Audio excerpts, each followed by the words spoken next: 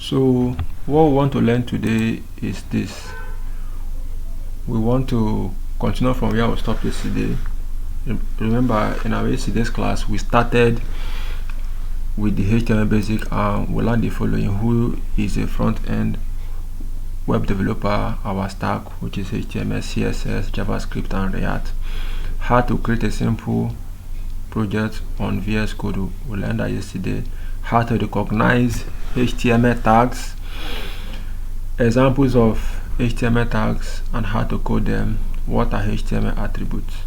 So this other video here will be ready before Monday, so I'll make that soon. So today we want to move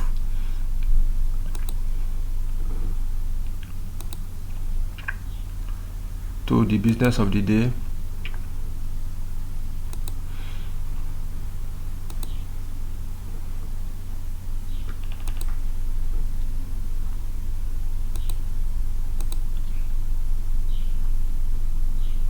So we want to move to the business of today. So we are going to learn the following today. So how to generate HTML code from a Figma design. So in a little while I'm going to show you a Figma design. Then after that, what is Git and why you should use it. Then the link between Git and GitHub. Then you should have a GitHub account, especially if you want to follow me live.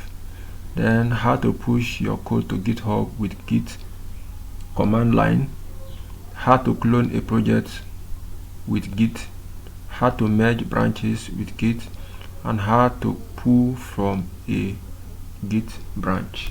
So these are the things that we will learn today, as long as we have the time. But in case there is no time, I'm going to make a recorded video so that you can continue from there. So let's begin with the first one: how to generate HTML code from a Figma design. Now let's see an example of a Figma design, and this is your assignment, as you have seen from your Google Classroom. So this is your assignment 1, HTML basics, and you have to generate the HTML code for the desktop view of the Figma design attached, and this is the Figma design attached. Now these two videos, they are just to help you learn more about how to use Figma and how to do the markup. But today in this class I'm going to show you how to do the markup, so please pay attention. I encourage you earlier to come with your pen and paper, because it requires understanding. It requires to it requires to do some sketching. So if you understand the sketching, then you understand how to do assignments with ease. So I'll open up this link. So this is a Figma design. So if your system is on and ready, which I expect it should, you can open the link.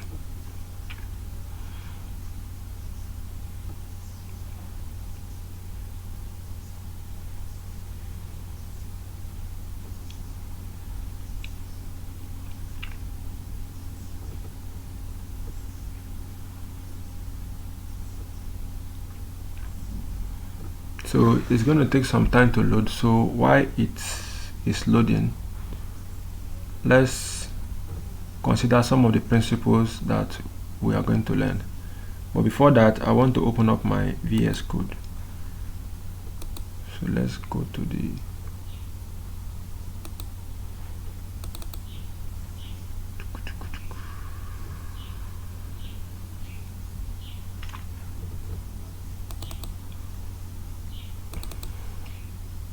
So this is the code we used yesterday, so I'm going to open it with my VS Code. So you can do the same if you want to follow me along. But remember, if you're using your terminal, you don't have to type anything outside this code space dot. This one is just for Linux.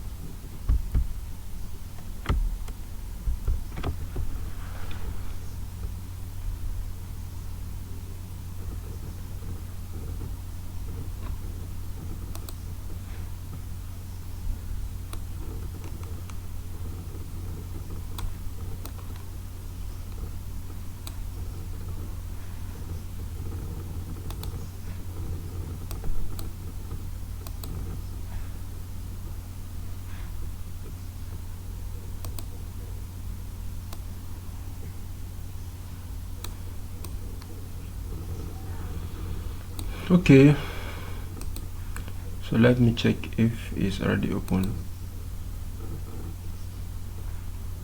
Okay, so while it's loading, let's get some of the principles that we'll use today. So how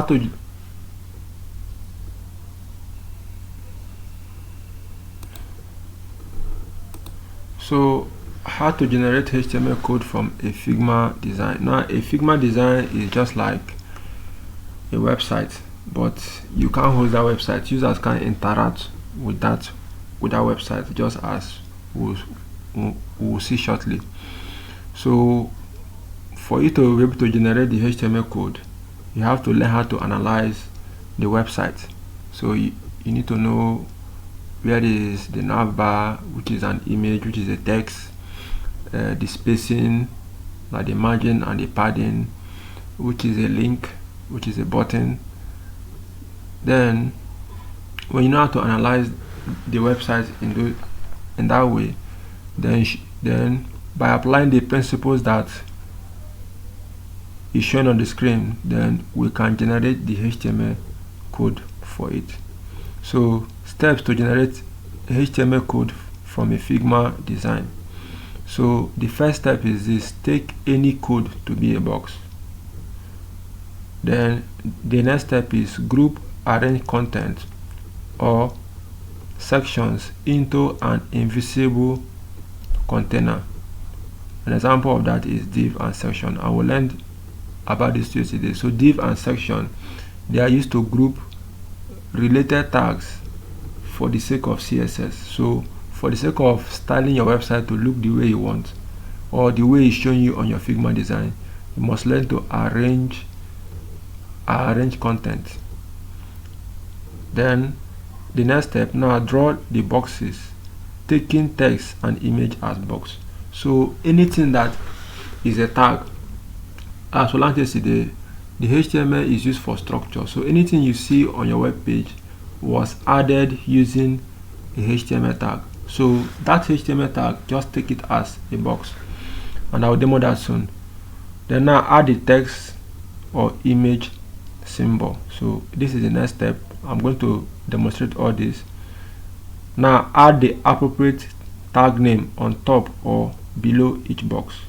So after you've drawn the boxes, you add the appropriate tag name below or on top it. Then now add the class or ID you will need to style it using CSS. So then the last step is convert the box accordingly to HTML code, starting from the outer box to the innermost box. So this is just the few basic steps that we can use to generate a HTML code for any design we see on a Figma design or on a website that we like. So let's check if. So first of all, I would like to open this with my live server. So I'm going to demonstrate something while we wait for the Figma design. So I've opened this on my live server. So it's going to come up in a moment. So this is opening.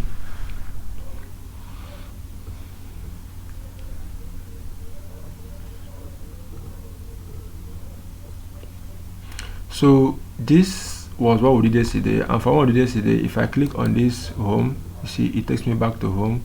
I click on about, it takes me back to about. But in this our about page now, I want to demonstrate to you that any tag that you use in your HTML can be viewed as a box. So like I told you earlier, you need to learn how to analyze a website, like to know which is an image and which is a heading. So if you look at this website now, this website that we built yesterday, as a web developer, from what we learned today, we'll notice that this is a navbar. So this is a navbar, and this must surely be anchor tag. So this home is an anchor tag, about is an anchor tag, then this view my git repo is an anchor tag. Now let's go back to the steps. It says take any tag to be a box. So it then means for where is that? So for this section of the navbar that we are seeing here, this home that was added using an anchor tag will be a box. This about will be a box. Then this view my git repo will be a box. Now the next step is group arrange content or section into an invisible container. Now if we notice here, from what we did yesterday, the whole of this have an invisible container, which was a nav tag, you recall. So if I show you that now, if I go to the top, if I press my Alt Z side to come down, so you notice that the invisible container here is the nav tag, although it's not showing on the browser, but we know that there's an invisible container. So because there's a space between this and this, we know that this can have an invisible container, while this can have an invisible container. So that is what the second step means. Then now draw the boxes. So at this point, you might not fully understand this point until I demonstrate it, but I believe these 2 points is now clear. So I want to demonstrate to you that any tag you add on your HTML page can be viewed as a box. So we've now learned CSS, but I'm going to use internal CSS to demonstrate that. So don't worry if you don't understand why the lines are showing, but just know that I'm using to demonstrate. So it's good to have a mental picture of the outcome in real time, so that it will increase your understanding. So I'm going to add a comment, internal CSS. So the internal CSS and the external CSS is always added within the head tag. So I'll use the style tag,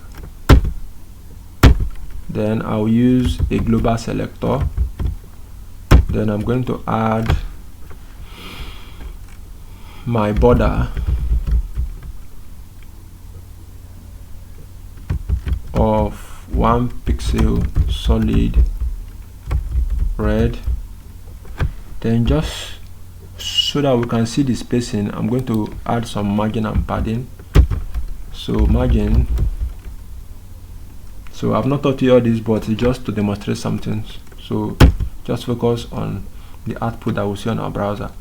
So the margin should be 15 pixel all around. Then the padding should also be 15 pixel all around. So this is what we have typed. So let's see the output on our browser. So the output on our browser is this. So you notice this line here that we are seeing here is the HTML tag. This other one here is the body tag. Then this is the nav tag. So I see what is the output. So you see this is an anchor tag and is holding the home text. The about anchor tag that's holding this and this. So from what I've explained here, it says take any tag to be a box. So and that is why we see here from the output here, you see that everything that is a tag here is what? A box. So that is that. So with that in mind, let's go back to our Figma file, and now it should have loaded.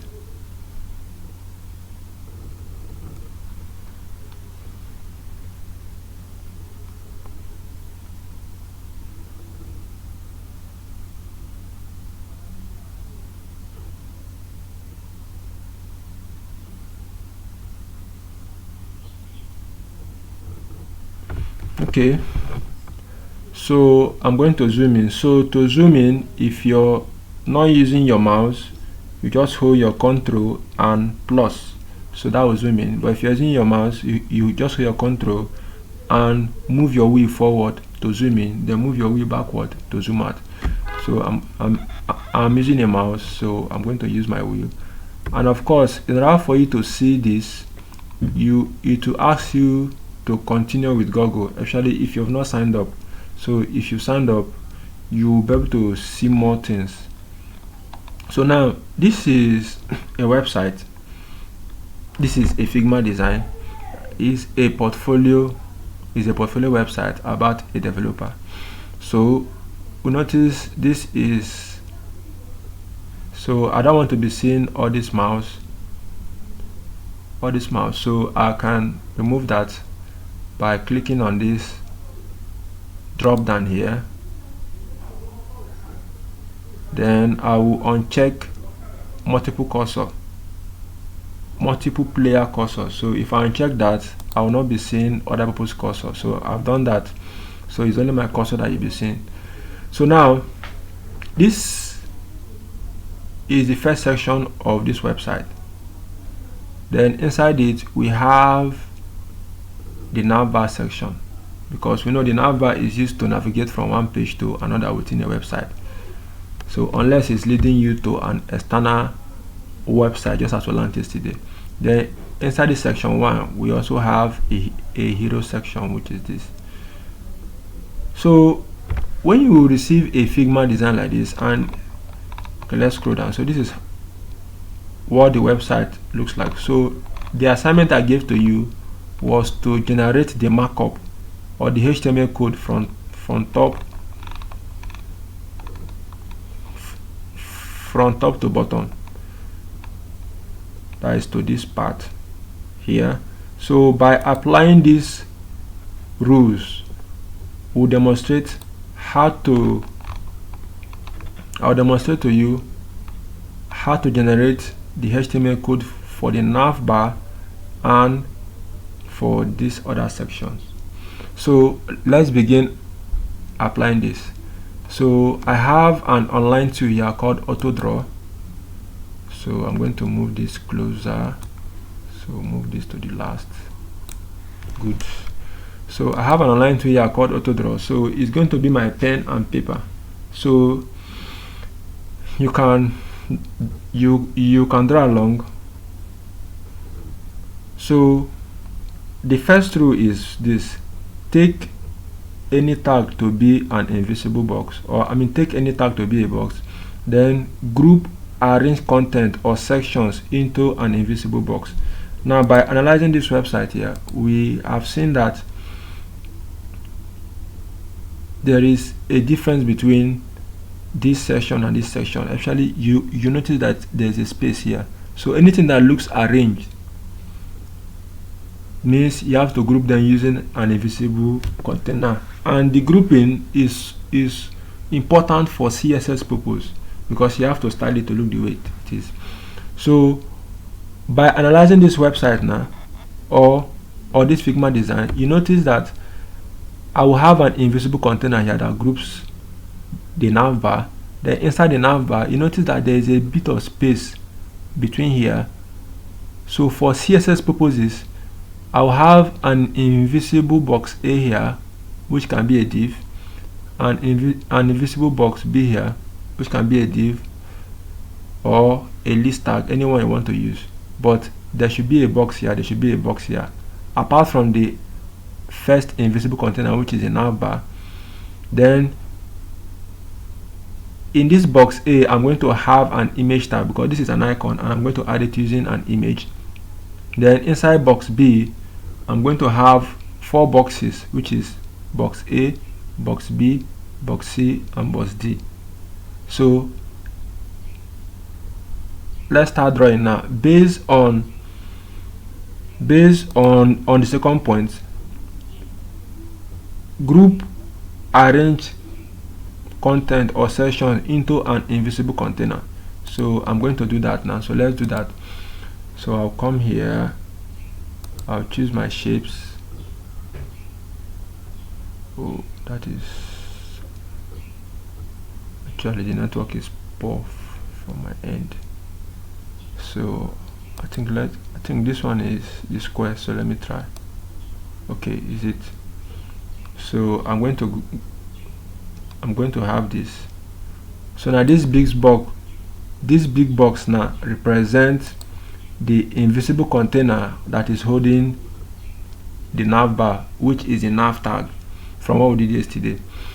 Then inside the nav bar, by analyzing the website, you notice that there's a bit of space between here. So this should be a box A and this should be a box B. So let's do that. So I'm going to click here again and I'm going to draw a bigger box, which is this, which is my box A, and another bigger box, which is my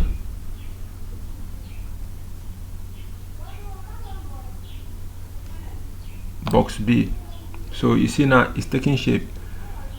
Then the next thing now is inside this box A, I'm going to have another box because this will be an image. So I'm going to have another box which will hold the image tag. So I'll have another box there. So I'll draw another box. Nice. Now we are done with this box A. Now we move to the box B here, which is this. So inside this box B, I'm going to have 4 boxes. Box 1, 2, 3, 4. So I'll draw the next 4 boxes. So I'll have this box A, this box B, this box C, and this box D. Good. So we are done with all the boxes. Now the next step is, so now we've drawn the boxes and take images and take text and images as box. So we've already done that. Then now add the appropriate tag name on top or below each box. So I'm now going to add the appropriate tag name that I plan to use. So I'm going to come here. This one is, I think this one is text type. Okay, this one is text. So I'm going to change the font size to 14. So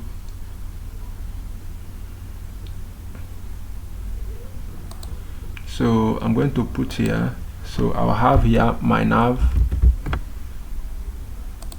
So this outer one here will be my nav tag. Then so this type again. So here I'm going to have, let's say I can use a div. So div dot box A. So why am I adding box A? Now if you look at the next step here, it says add the appropriate tag name on top or below the box. Then the next step says now add the class or ID you need to style it. So I'm doing both of them at the same time so that I will not be slow, or so that I'll be faster. So I'm doing it simultaneously. So this is it. The next,